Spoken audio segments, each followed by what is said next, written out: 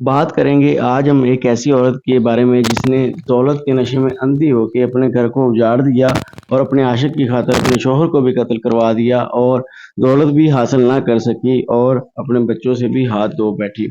बात करेंगे उत्तर प्रदेश के शहर कानपुर से।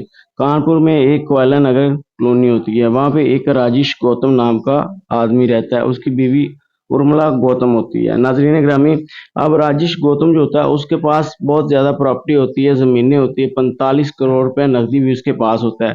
उसे किसी चीज़ की कमी नहीं होती, लेकिन नाजरीन ग्रामी दिल लगाने के लिए वो एक सरकारी स्कूल में टीचर लगा होता है। नाजरीन, उसकी उम्र 40 से 45 साल होती है, वो स्कूल में टीचिंग करता है, छुट्टी के टाइम वो घर आता है।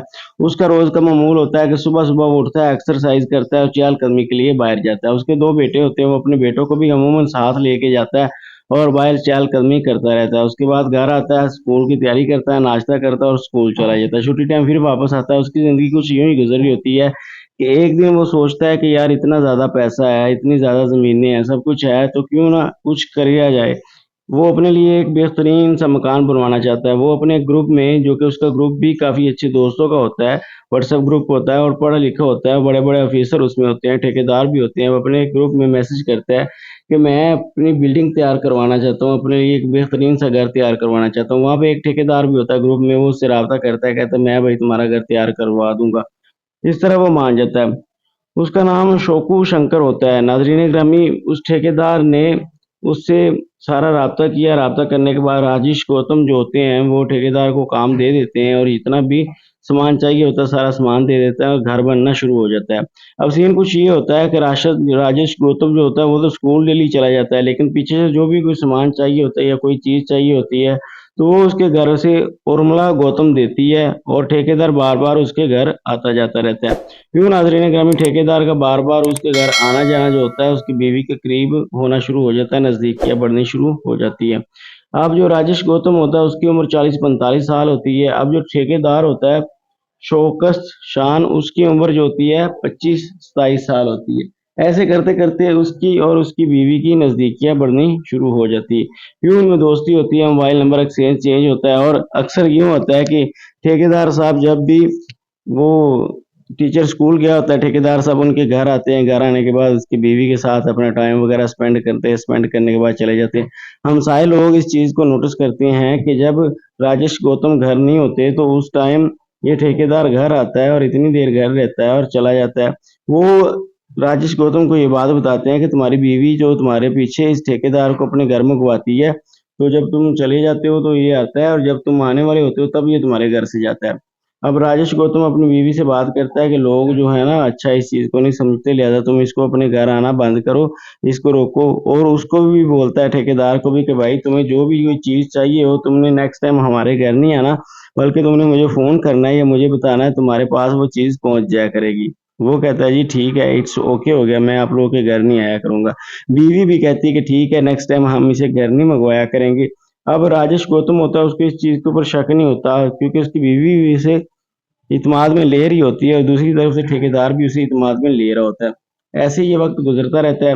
लेकिन अब क्या होता है, ठेकेदार फिर चोरी-चोरी उसे मिलना शुरू हो जाता है उसकी बीवी को, बीवी भी चोरी-चोरी से मंगवाती है। फिर मोहल्लेदार बताते हैं कि भाई तुम्हारी बीवी पहले तो तुम्हारे सामने मंगवाती थी, अब वो चोरी मंगवाती है। ठेकेदार अब भी कह रहा था लेकिन वो चोरी छुप के आता है, जब कोई नज़र ना रख रहा हो तब वो आता है।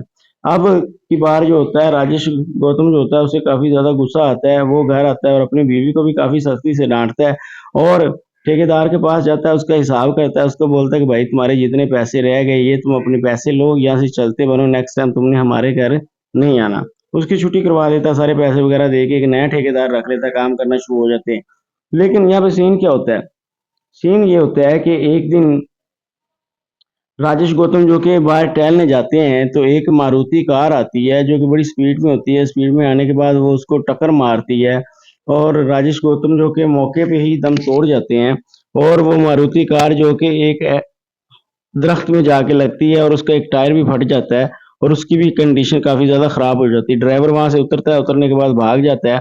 लोग जो होते हैं वो सारे राजेश गौतम को जानते हैं क्योंकि वो अपने इलाके में काफ़ी फ़ेमस होता है और कासे काफ़ी खाते-पीते घर का होता है और लोगों के साथ उसके अखलाक भी अच्छे होते हैं, इसलिए हर बंदा उसे जानता होता है। जल्दी-जल्दी उठा के उसे एक ना उसका भतीजा नेवी ऑफ़िसर होता है। आज पहले दिन वो छुट्टी आया होता है तो उसे पता चलता है कि उसका चचा का एक्सीडेंट हो गया। वो और गौतम का बड़ा भाई फौरन भाग के हॉस्पिटल आते हैं। हॉस्पिटल आने के बाद पता चलता है कि राजेश गौतम तो वफात पा चुके हैं, लेकिन जो उसकी बीवी होती है, जैसे ही उसको पता चलता है वो तो मरने वाली हो जाती है। रोना पीटना घर में शुरू हो जाता है। बीवी की बुरी हालत हो जाती है। 4 दिन ऐसे गुजर जाते हैं। 4 दिन बीवी उसकी और बाकी सारे लोग यही समझे रहते हैं कि ये रोड एक्सीडेंट है, हादसा हुआ है, तो किसी के ऊपर कोई इल्जाम नहीं लगता। लेकिन 4 दिन बाद जो उसका भतीजा होता है, उसे ऐसे लगता है कि ये रोड एक्सीडेंट नहीं बल्कि ये कत्ल की साजिश करी गई है, क्योंकि उसका भतीजा नेवी ऑफिसर होता है, इसलिए उसका कहीं न कहीं फ़ौज वाला दिमाग काम कर रहा होता है। वो उस जगह पे जाता है जहाँ पे हादसा होता है, वहाँ पे सारे सीसीटीवी कैमरे चेक करता है, तो उसे पता चलता है कि जब राजीव गौतम इस एरिया में टहल रहा था, तो एक मारुति कार जो थी वो उसके कभी आगे कभी पीछे, एक वैगनर कार जो थी उसके आहिस्ता-आहिस्ता पीछे आ रही थी। लेकिन एकदम उसने स्पीड तेज़ करी, उसके आगे गई, आगे जाने के बाद थोड़ी देर बाद घूम के फिर पीछे आई। इतनी देर में एक मारुति कार दूर से आई, उसने आके टक्कर मारी। राजीव गौतम को टक्कर मारने के बाद वो खुद जाके एक दरख्त में लगी और वहां से ड्राइवर उतरा, उतर के दूसरी वैगनार कार में बैठा और वहां से चला गया। ये सीसीटीवी फुटेज हासिल करने के बाद उसने पुलिस को दी। पुलिस के भी कान खड़े हो गए कि ये रोड एक्सीडेंट नहीं बल्कि ये कत्ल किया गया।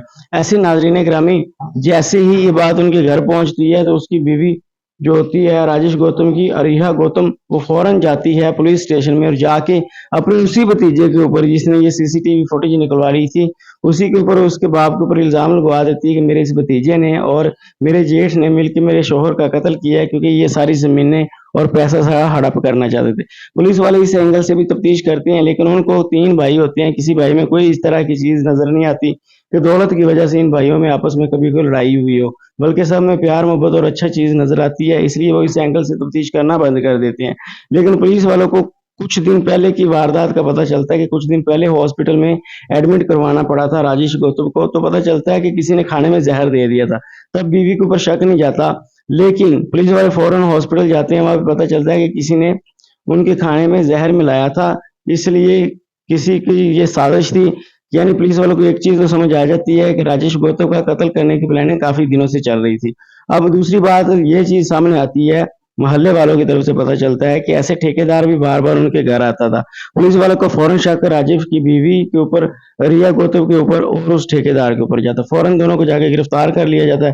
गिरफ्तार करने के बाद उनके साथ सख्ती से पेश आया जाता है कि तुम लोग अपनी जो भी हकीकत है बता दो, वरना तुम लोगों के साथ सख्ती से पेश आया जाएगा। पहले तो वो नहीं मानते, लेकिन ज्यादा फोर्स करने के ऊपर वो मान जाते हैं कि हाँ भाई ये कत्ल हम लोगों ने किया है। तो पुलिस वाले पूछते हैं कि आखिर कत्ल क्यों किया, इसकी क्या वजह थी।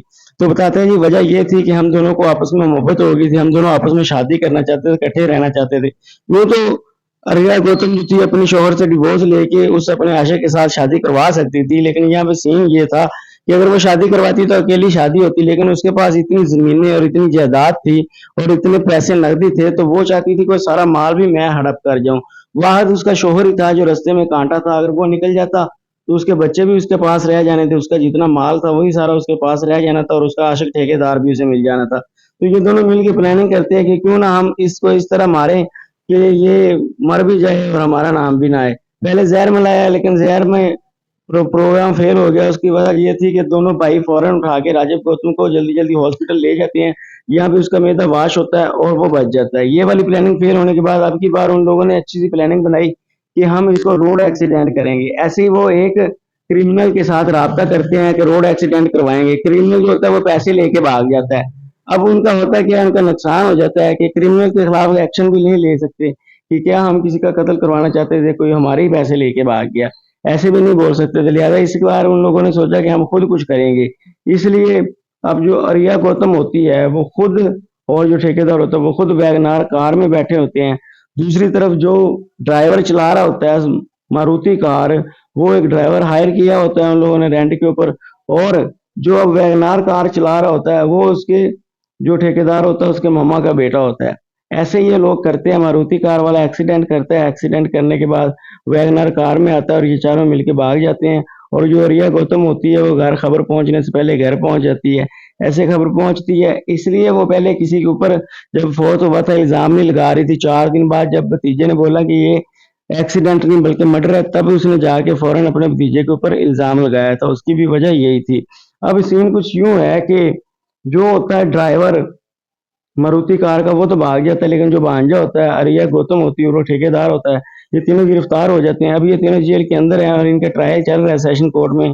अब देखें अदालत इनको जो भी सजा देती है, जो भी इनका हक बनता है, वो तो इनको सजा जरूर मिलेगी। और दूसरा जो ड्राइवर मारुति कार का फरार हो चुका है, पुलिस उसको भी जगह जगह पे रेड कर रही है, छापे मार रही है, जल्द ही उसको भी गिरफ्तार कर लेगी। और इस औरत ने सिर्फ पैसे की खातर, लालच की खातर, हवस की खातर अपने शोहर को भी मरवा दिया और अपने 2 बच्चों को यतीम करवा लिया। जब ये यतीम बच्चे जवान हो गए तो उनको पता चलेगा कि हमारी माँ ने अपनी हवस की खातर और पैसे की हवस की खातर अपने हमारे बाप को मार दिया। तब उनके दिल के ऊपर क्या गुजरेगी, ये तो आने वाला वक्त ही बताएगा। इसके साथ ही मुझे इजाजत दें। वीडियो अच्छी लगे तो लाइक शेयर और कमेंट कर दीजिएगा। अल्लाह निगहबान।